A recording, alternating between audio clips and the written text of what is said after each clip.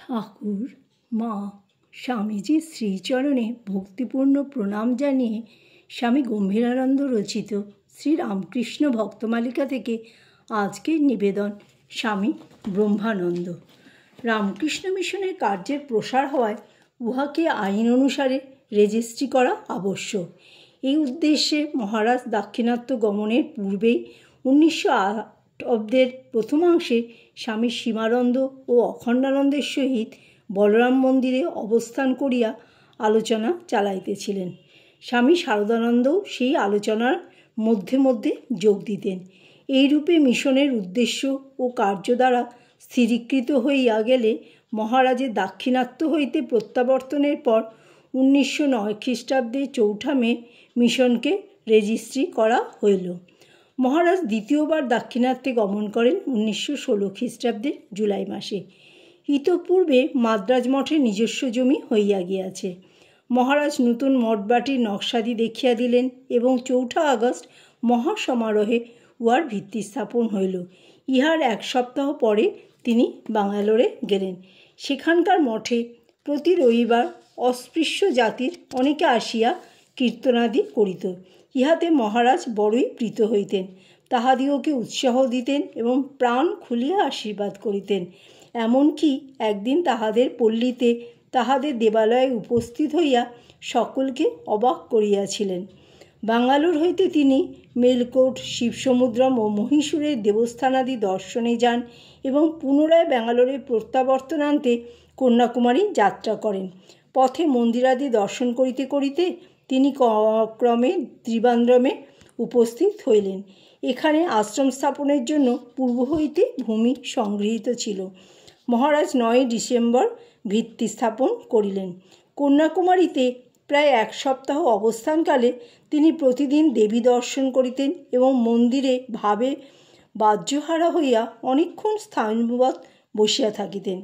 কন্যাকুমারী হইতে ব্যাঙ্গালোরে ফিরিয়া তিনি মাদ্রাজ গমন করেন এবং মাদ্রাজকে কেন্দ্র করিয়া দাক্ষিণাত্যের আরও কয়েকটি তীর্থ দর্শন করেন। এই সময়ের মধ্যে মাদ্রাজের মঠবাটির কিয়দংশ সম্পূর্ণ হইলে 1917 অব্দের 24 এপ্রিল শ্রী শ্রী ঠাকুরকে সেখানে আনা হইল এবং 30 এপ্রিল হইতে মহারাজ ওই বাটিতেই অবস্থান করিতে লাগিলেন। অবশেষে 6 মে মাদ্রাজের ছাত্রাবাসের ভিত্তি স্থাপন হয়ে গেলে 9 মে তিনি পুরী অভিমুখে যাত্রা করিলেন। ওই ছাত্রাবাসে দ্বার উন্মোচন উপলক্ষে 1921 অব্দের 1 এপ্রিল স্বামী শিবানন্দ ও সাধুভক্তগণের সহিত তিনি পুনর্বার মাদ্রাজ যাত্রা করেন। মে মাসের শেষে ওই শুভকার্য সমাধান করিয়া কিছুদিন পরে তিনি ব্যাঙ্গালোরে উপস্থিত হন এবং সেপ্টেম্বর মাসে মাদ্রাজ মঠে প্রত্যাগমনান্তে কলকাতা হইতে মৃন্ময়ী শ্রী শ্রী দুর্গা প্রতিমা আনাইয়া যথাবিধি শারদীয়া পূজা করান। অতঃপর যথাকালে শ্রী শ্রী কালী পূজারও অনুষ্ঠান করাইয়া 19 নভেম্বর মাদ্রাজ পরিত্যাগপূর্বক 21 নভেম্বর ভুবনেশ্বরে পৌঁছান।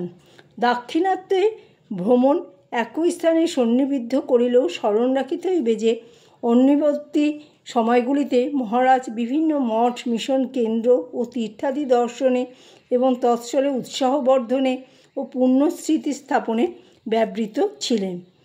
1916 অব্দে তিনি স্বামী প্রেমানন্দ ও বহু সাধুভক্তের সহিত কামাক্ষ তীর্থ দর্শনে গমন করেন। সেখানে তিনি কিরূপ দিব্যভাবে তন্ময় থাকিতেন তাহার সঙ্গীমাত্রই উপলব্ধি করিয়াছিলেন। বস্তুত গ্রন্থাদিতে যাহারা ভাবঘন মূর্তি শ্রীরামকৃষ্ণের সমাধি প্রভৃতির কথা শুনিয়াছিলেন, তাহারা এই সকল দেবস্থানে তাহার মানসপুত্রের এই ভাববিহ্বলতা দেখিয়া চক্ষুকর্ণের বিবাদভঞ্জন করিলেন। কামাখ্যা হইতে তিনি ময়মনসিংহে যান এবং তথায় দিন কয়েক অবস্থানান্তে ঢাকায় উপস্থিত হন। সেখানে তিনি 13 ফেব্রুয়ারি তারিখে রামকৃষ্ণ মিশন বাটির ভিত্তি স্থাপন করেন। এই সময়ে তিনি একবার দেওভোগে গমনপূর্বক নাগমহাশয়ের তপস্যাবৃত আশ্রম দর্শন করে। 1912 খ্রিস্টাব্দের 20 মার্চ মহারাজ বেলুর মঠ হইতে শ্রীমৎ স্বামী তুরীয়ানন্দ, শিবানন্দ, রামলাল দাদা এবং কয়েকজন সাধু ও ভক্তের সঙ্গে হরিদ্বারে গমন করেন। সেইবারে তাহার উপস্থিতিতে কনখল সেবাশ্রমে মহাসমারোহে প্রতিমায় দুর্গাপূজা হয়। তীর্থস্থানে সাধু সেবার প্রয়োজন বোধে মহারাজ সকল সম্প্রদায়ের সাধুদিগকে পূজায় আমন্ত্রণ করেন এবং তাহারাও আশ্রমে পদার্পণপূর্বক পরিতোষ সহকারে প্রসাদ গ্রহণ করেন। এইরূপে সাধু সমাজের সহিত রামকৃষ্ণ সঙ্ঘের আত্মীয়তা স্থাপিত হয়। পূজান্তে মহারাজ প্রভৃতি সকলে কাশীতে আগমন করেন। জয় ঠাকুর, জয় মা, জয় স্বামীজি।